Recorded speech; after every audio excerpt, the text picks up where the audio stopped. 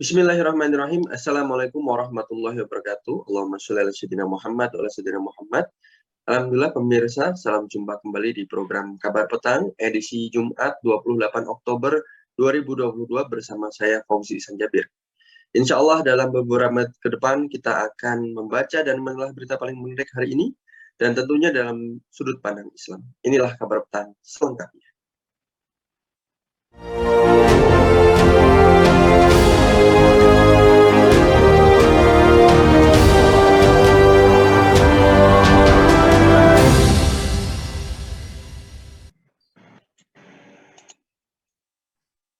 Komisaris PT PLNI Dede Budiarto mendapat kritikan usai memplesetkan diksi khilafah dalam cuitan di Twitter pribadinya.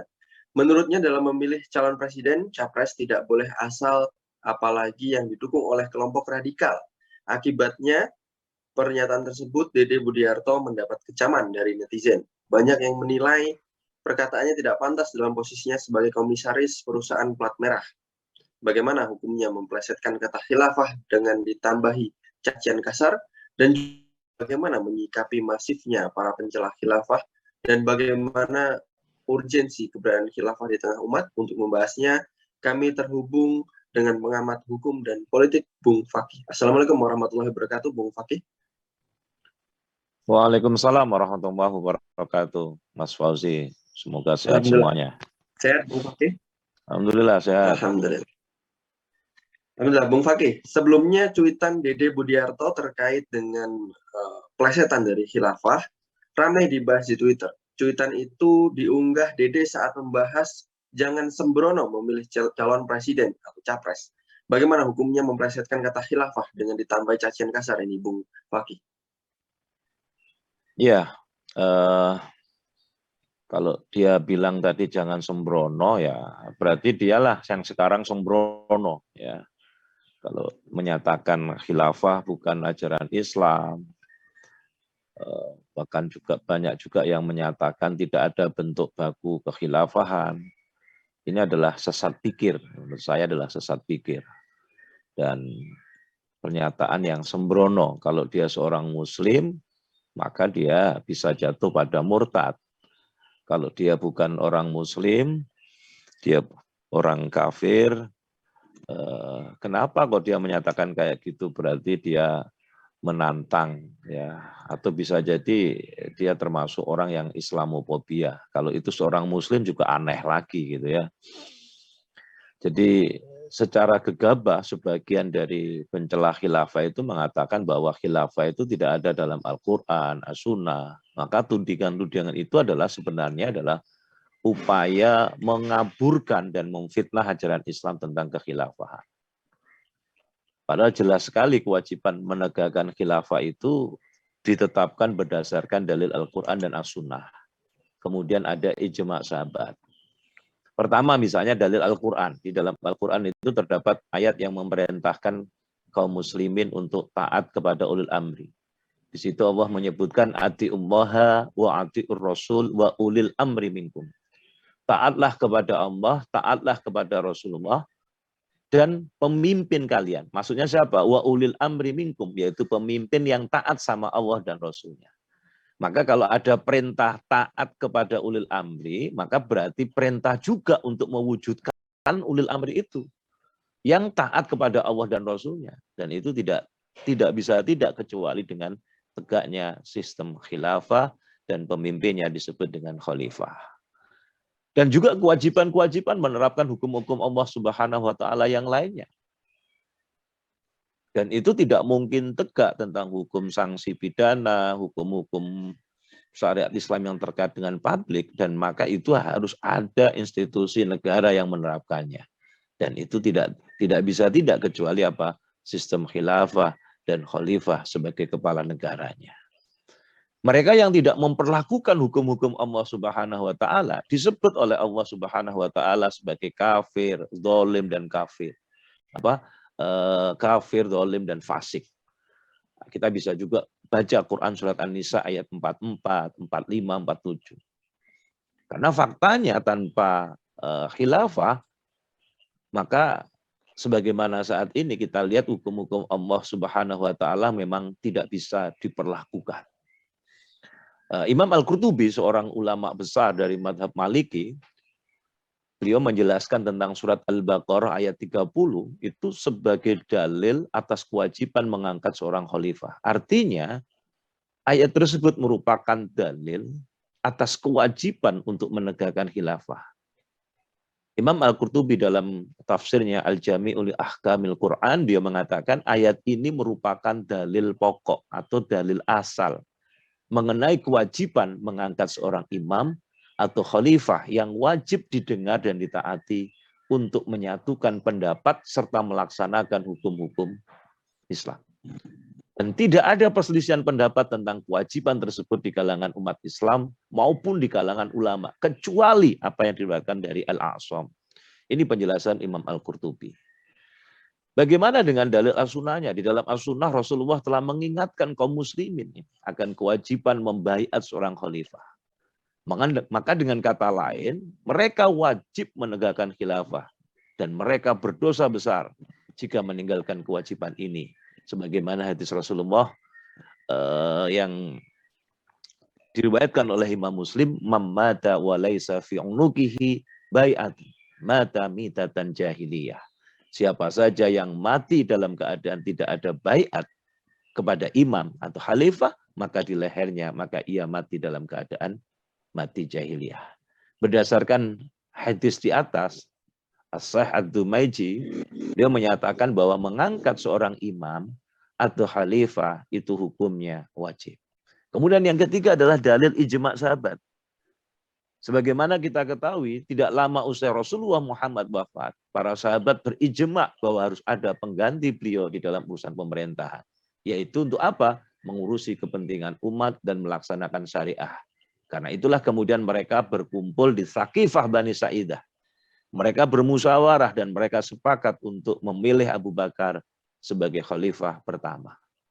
Maka kalau kita melihat dalil ini jelas bahwa khalifah itu adalah khilafah itu adalah ajaran Islam.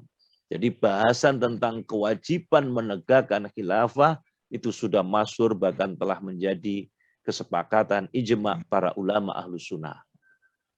Bagaimana bentuk baku khilafah juga telah banyak dibahas oleh para ulama. Nah sekarang bagaimana kalau kemudian ada orang yang menghina, melecehkan, maka ini termasuk dosa besar karena khilafah itu adalah ajaran Islam, maka penistaan terhadap ajaran Islam, misalnya di antara khilafah, maka ini otomatis termasuk penistaan terhadap syariah Islam. Dan tindakan ini di dalam hukum Islam disebut dengan istighfaf bil ahkamis syar'iyyah, penghinaan terhadap hukum-hukum syariah Islam. Dan penghinaan itu bisa dilakukan melalui ucapan, perbuatan, dan keyakinan. Para fuqaha sepakat bahwa siapa saja yang menghina hukum-hukum Islam, maka dia dihukumi murtad. Kalau dia muslim, maka dia murtad. Keluar dari agama Islam dan wajib dihukum mati jika dia tidak bertobat kepada Allah Subhanahu wa taala. Demikian Mas Fauzi. Baik, Bung Fakih. Tadi sudah dijelaskan oleh Bung Fakih bahwasannya para yang menyatakan khilafah bukan ajaran Islam ini adalah orang-orang yang istighfar bil ahkam al-syar'iyyah. Nah, menurut Bung Fakih, ini bagaimana terkait dengan penghinaan terhadap hukum syariah Islam tadi, dan juga bagaimana menyikapi masifnya para pencela khilafah ini, Bung Fakih? Ya, ini salah satu contoh bukti ketika kaum muslimin tidak memiliki naungan sistem khilafah, sistem pemerintahan Islam. Maka banyak orang dengan seenaknya menghina ajaran Islam. Jadi kalau di dalam hukum Islam tadi, ketika mereka menghina ajaran Islam, kalau dia muslim dia murtad, kalau dia tidak minta maaf dan masih tetap bersikukuh, maka bisa jadi dia akan dihukum mati oleh negara. Nah, siapa yang berhak menghukum adalah negara. Dan negara mana? Negara yang menerapkan sistem Islam, yaitu sistem khilafah. Maka inilah satu contoh bahwa ketika khilafah itu tidak ada, mereka dengan seenaknya saja, dan kaum muslimin bahkan tidak hanya menghina ajaran Islam, Rasulullah Muhammad pun bisa dihina. Nah, mereka yang menghina Islam tentu akan mendapatkan sanksi yang sangat tegas dan itu akan membuat jerah. Bahkan mereka yang secara nyata ya misalnya menghina Islam sama saja dia sedang mengobarkan permusuhan terhadap umat Islam.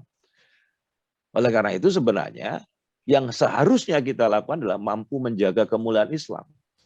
Maka kemuliaan Islam itu akan terjaga oleh umat Islam itu sendiri dan harus ada kekuasaan. Dan ini menunjukkan bahwa pentingnya kekuasaan khilafah itu ada di tengah-tengah masyarakat. Karena nanti di tangan penguasa lah para pelaku penghina Islam itu dapat dihukum secara Islami. Nah, tidak seperti saat ini. Kenapa? Karena dalam sistem demokrasi kapitalisme, manusia itu bebas berbuat maksiat, bahkan menghina Islam pun. Inilah sejatinya penyebab maraknya penghinaan terhadap Islam. Karena sistem dan hukum yang ada ini tidak memihak pada Islam. Bahkan justru bertentangan dengan Islam. Boro-boro Islam itu dimuliakan, malah dihina dan dijauhkan dari umat Islam. Ya, demikian Mas Fauzi. Baik, Bung Fakih, bagaimana urgensi keberadaan khilafah sendiri di tengah-tengah umat ini, Bung Fakih? Menurut Anda? Ya, kalau tadi saya bacakan dalilnya sangat jelas gitu. Jadi dan itu adalah kewajiban bagi kaum muslimin untuk berusaha, berjuang, mengedukasi masyarakat dan menegakkannya. Tentu ini harus dibangun terus-menerus kesadaran politik umat ini. Ada strategi yang menurut saya untuk menjaga kemuliaan dan kehormatan Islam.